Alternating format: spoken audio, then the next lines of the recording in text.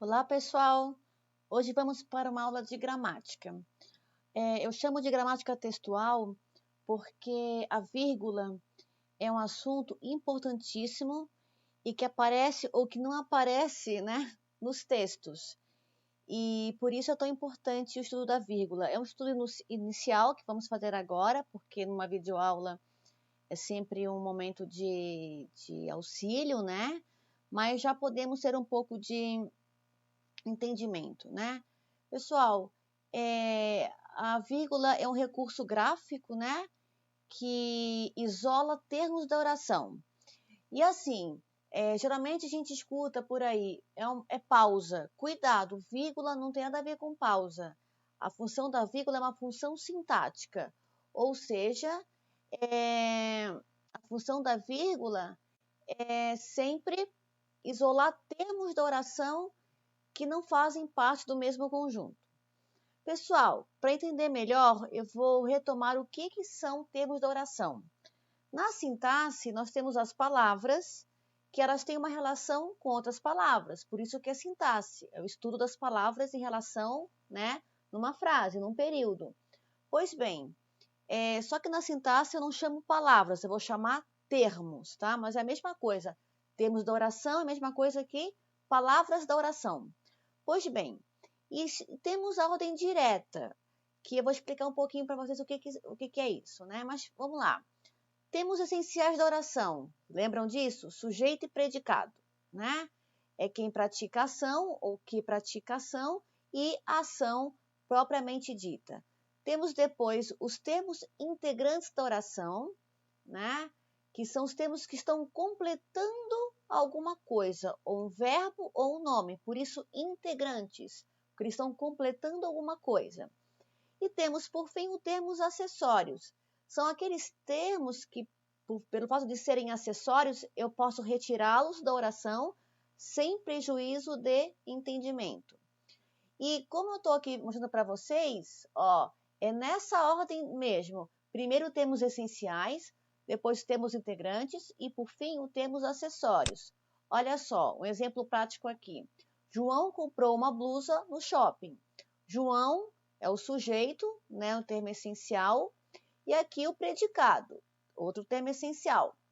Pois bem, eles jamais se separam por vírgulas, porque termos essenciais não são separados por vírgula. Nunca jamais se separa João de comprou. Nunca se separa sujeito do verbo. E por que a gente costuma fazer isso, meu povo? Eu não entendo, né? Mas então, o maior crime da vírgula é colocar isso aqui, uma vírgulazinha aqui. Não se coloca, porque são termos essenciais, não são separados por vírgula. Pois bem, aqui, uma blusa é um termo integrante, porque ele está completando um verbo. Quando eu falar de termos integrantes, eu falo de termos que completam alguma coisa. Por exemplo, eu não vou falar João comprou, ponto. João comprou o quê? Uma blusa. Esse é o objeto direto que vai complementar o verbo. Não vai vírgula, ou seja, também nessa ordem direta, eu não separo termos integrantes. Ó, não separei sujeito e verbo, essenciais, mas também não vou separar termos integrantes. E aqui no shopping é um termo acessório. Por quê? Por que é acessório, pessoal? Porque se eu retirar esse termo da oração, ela ainda continua com sentido. Se eu disser João comprou uma blusa, ponto, ainda faz sentido. Por isso que eu chamo esse termo aqui de termo acessório. Também posso chamar de adjunto adverbial de lugar.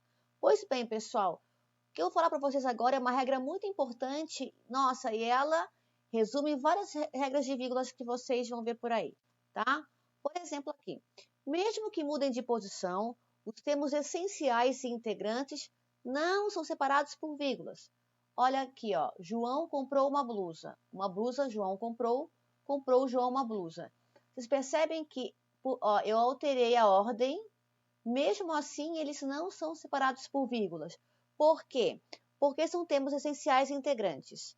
Nunca separo o sujeito de verbo e nunca separo o sujeito de complemento. Jamais, tá? Por isso que por mais que eu mude a ordem, não vai alterar o uso da vírgula. Aqui, a ordem dos fatores não altera o produto. Pois bem, aqui, tranquilo, mas, olha só, se eu colocar, né, ó, só voltando aqui, ó, nessa frase original, no shopping, que é o termo acessório, ele está no fim. Essa é a posição natural dos termos acessórios. Eles ficam no fim, porque são menos importantes, tá, pessoal? E se eu alterar a ordem desse elemento aqui? Olha só, vou mostrar para vocês. Ó. O que estava no final foi para frente. Eu produzi um deslocamento sintático. Eu coloquei o adjunto adverbial, ou seja, um termo acessório, na frente. Como esse termo não é nem integrante, nem essencial, mas um termo acessório, eu tenho que colocá-lo aqui separado por vírgula. A mesma coisa se eu coloco no meio, também vou usar vírgula. Então, essa regra é muito importante, pessoal. Termos essenciais, integrantes, sujeito, verbo e complementos, jamais são separados por vírgulas. Já os termos acessórios, vocês percebem que se eu tiro do final, que é o seu local originário, se eu tiro daqui e coloco aqui ou aqui, é essencial usar vírgula, tá, pessoal? Outra regra importante, vocativo, né, do sujeito. Pessoal, o que é o vocativo? O vocativo é o termo que indica para quem eu estou falando, tá? Aqui, Antônio, traga os meus livros, por favor. Esse Antônio é um vocativo porque está deixando claro que eu estou falando com João. E para deixar claro que eu falo com João, eu uso uma vírgula. Pessoal, Antônio não é o sujeito do verbo trazer, né? Antônio, traga você os meus livros. Então, existe um sujeito aqui oculto, tá? Então, por isso que eu vou usar entre vírgulas aqui, para deixar claro para o meu leitor que Antônio é o meu vocativo, com quem eu falo. Eu acho que essa regra é a mais tranquila, né? Outra regra importante é essa aqui, pessoal. É separação de elementos com funções sintáticas diversas. Olha só, falei para vocês no começo dessa aula que eu nunca separo por vírgulas o sujeito e o predicado, porque são termos essenciais. Mas se eu colocar entre esses termos essenciais outro elemento sintático, eu tenho que colocar vírgula. Senão fica tudo embolado, não dá para entender nada. Então, aqui, Barack Obama tem 2 filhas, são os termos essenciais, sujeito e predicado. Eu coloquei uma explicação, o famoso aposto. Então, eu coloco sempre entre vírgulas. Isso é muito usado nas redações, por isso, atenção nesse uso. A mesma coisa aqui. Eu coloquei entre sujeito e predicado uma oração aqui subordinada adjetiva explicativa, traduzindo uma oração explicativa, né? Pois bem, entre sujeito e o predicado também vai entre vírgulas. Qual a diferença entre essa aqui e essa? É que essa aqui não tem verbo e aqui tem, tá, pessoal? Mas o que tem em comum? Ambos têm que estar entre vírgulas porque estão entre sujeito e predicado. Isso é muito importante, tá? Verbos de elocução também vão entre vírgulas. O que são verbos de elocução? São verbos que estão marcando a fala, o diálogo.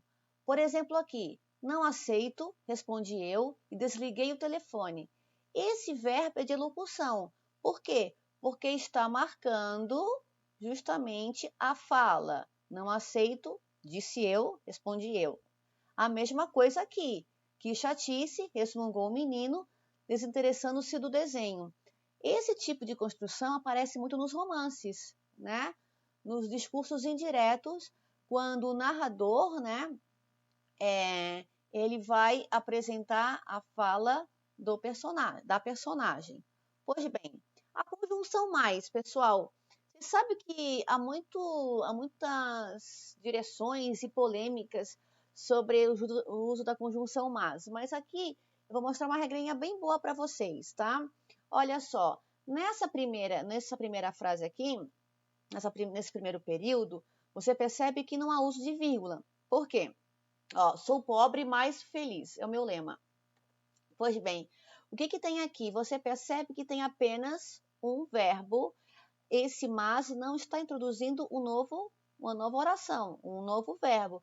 Então, nessa construção aqui em que o mas dá início a apenas um nome sem verbo, não há necessidade de usar vírgula. É a mesma coisa aqui, é feio, mas inteligente, meu lema também. Mas aqui você percebe que não existe um verbo depois do mas, então não há necessidade de usar vírgula. Olha a diferença desse segundo exemplo aqui, ó. Não sei o que houve, vírgula, mas acho que Joaquim ficou aborrecido. Qual é a diferença entre essa frase, esse período e esse aqui? O mas está dando início a uma nova oração. Então, aqui vai uma vírgula antes do mas. Quando a conjunção mas, que é uma conjunção de contraste, de contradição, né? Adversativa, ela vai dar origem a uma nova oração, ela deve vir antecedida por uma vírgula. Outra vez aqui, quando a conjunção mais der origem a uma nova oração, porque tem verbo, ela vem antecedida de vírgula. Perfeito? Vamos lá, mais uma regrinha aqui. Outras conjunções de contradição, porém, contudo, todavia, entretanto. Olha só, pessoal, temos duas construções aqui, ambas possíveis. Gosto de chá, vírgula, porém, gosto ainda mais de café. Olha só, nesse primeiro exemplo aqui, vai ser a mesma coisa que o mais que a gente acabou de falar. O porém dá origem a uma nova oração. Então, vem antecedido de uma vírgula, tá? Mas, aqui embaixo, ao invés de ser uma vírgula, é um ponto e vírgula. Se antes do porém vier, né, um ponto e vírgula, aí eu vou usar uma vírgula também depois do porém. Ah, professora, não entendi esse ponto e vírgula. Pessoal, o ponto e vírgula, ele é o famoso meio termo. É um ponto e uma vírgula ao mesmo tempo. E quando que eu uso ponto e vírgula? Quando eu insiro na mesma frase assuntos com aspectos diferentes. Gosto de chá, assunto 1. Gosto de café, assunto 2. Não falo das mesmas coisas, ó. Por isso que eu posso usar o entre vírgulas.